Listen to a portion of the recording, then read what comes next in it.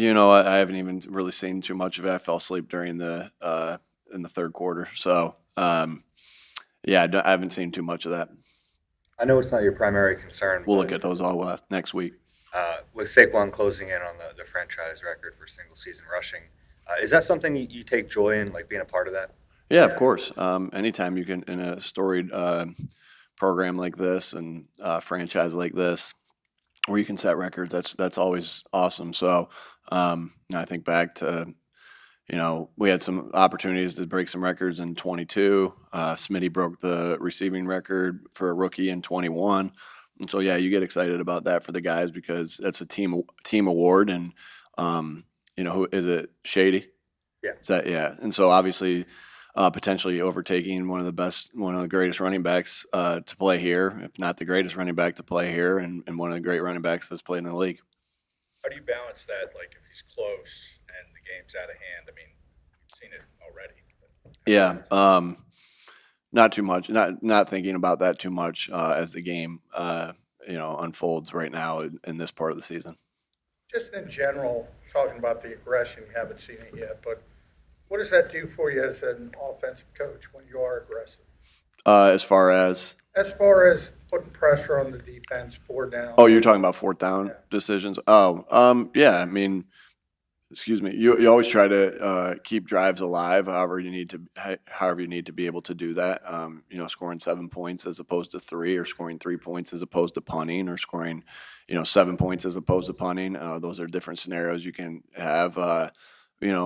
Helps change the game, and so you try to make what's the best decision that you can for the football team at the time, taking in all accounts. You think about a lot of things. You think about your past. You think about what the analytic charts say. You think about what your past history has been in those scenarios. You think about your players. You think about your plays that you're going to run in those scenarios. You think about the league and what everyone's done in the league as you watch and study those scenarios. I think the most important thing is the players and making a play in that position and you trusting them as a coach to be able to do so. And so that a lot of it goes down to the trust that you have in your players. What's the thought process between having a true third tight end on the game day roster compared to a big wide receiver, extra O lineman, fullback potential? Yeah, everything plays into that. What your game plan is. There's benefits to having one. As you gain something with one type of player, you may lose a little something. Because everybody has different skill sets. You think about what you're getting first and foremost from the players and all those personnel groups. What you're getting from the defense. When they see those personnel groups, there's times where you don't put a personnel group in there because you don't want to see a defensive personnel group that they show. So all that is balanced, all that's thought about, all that's talked about early in the week and as you progress throughout the week. And every week's a little bit different based off of who you're playing and who the player is in that scenario. What would it mean to the offense to get Devontae back for the first time in a couple weeks? Yeah, obviously, Devontae is a great football player that has contributed so much to this offense and this team over the past 4 seasons. And so, anytime you have an ability to get a guy like that back into the lineup, that's big for your team. That's hard for the opposing team. And hey, he's a great player. He's a great teammate. And so we'll see where we are by the end of the day. Vic was saying earlier in the week that he's comfortable with like a 3-man rotation at edge. A, how do you feel about that? And B, also what it says about Jalix that, he's progressed to the point where he could be one. Yeah. I think, again, you always want to have depth and being able to rotate guys in. And so, we're all a product of scenarios that we've been in the past. I know Vic's had success doing it, with 3 rushers. We've had success here doing it with 3, 4, 5 rushers, sometimes 6, with the way that how he's built the team and, the depth that he's gotten us at that position. And so we'll do whatever we need to do to win the game and play whoever we need to play. And as guys need rest, we'll look at that as the game progresses. As far as Jalix goes, I think Jalix, I was just saying in a team meeting today, kind of emphasized how Nolan Smith was running to the football and how it feels like Nolan Smith's always running to the football. Well, it felt like Brandon Graham was always running to the football, and Jalix is now kind of being in that role where he's just violent and running to the football at all times. We stress that a lot. We talk about that a lot, but he's got the guys in front of him that have helped him learn the way. And we like how he plays with aggression and violence and physicality. And obviously his hustle is showing up on tape. And so a lot of credit to Jalix that he's able to be in this position in the rotation, and also credit to Brandon Graham, Nolan Smith, Sweaty, the guys in front of him that have really helped pave the way and show him the way to play. And Wash is a great coach and holds him to a high standard. Vic's obviously a great coach, holds him to a high standard, but Jalix is doing a good job doing all those things. What do you use this summer with joy?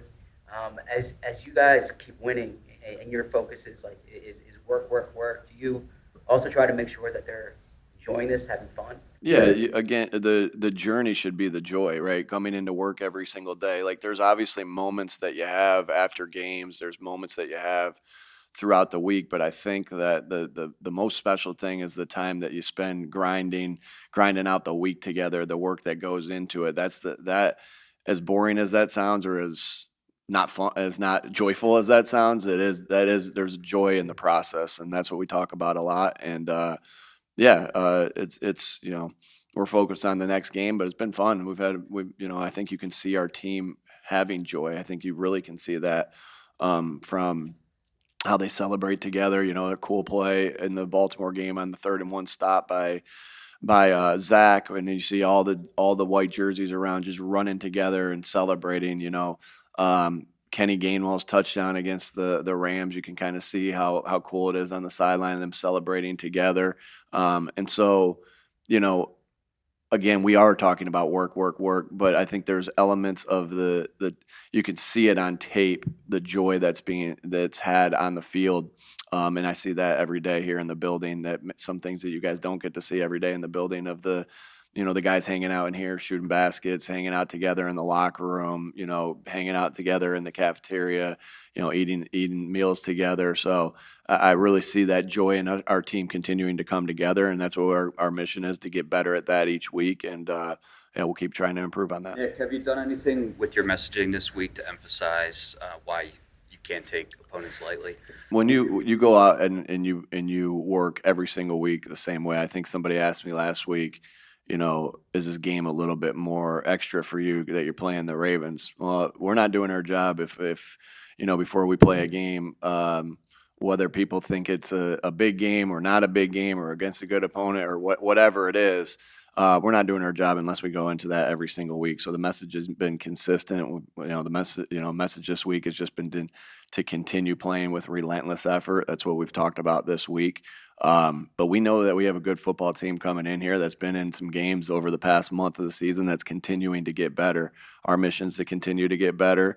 I can see the Panthers continue to get better. They have good players across. There's a lot of good players over there that they have our attention, and we know we have to be on it and play our game, and it's about us and going out there and playing our style of football.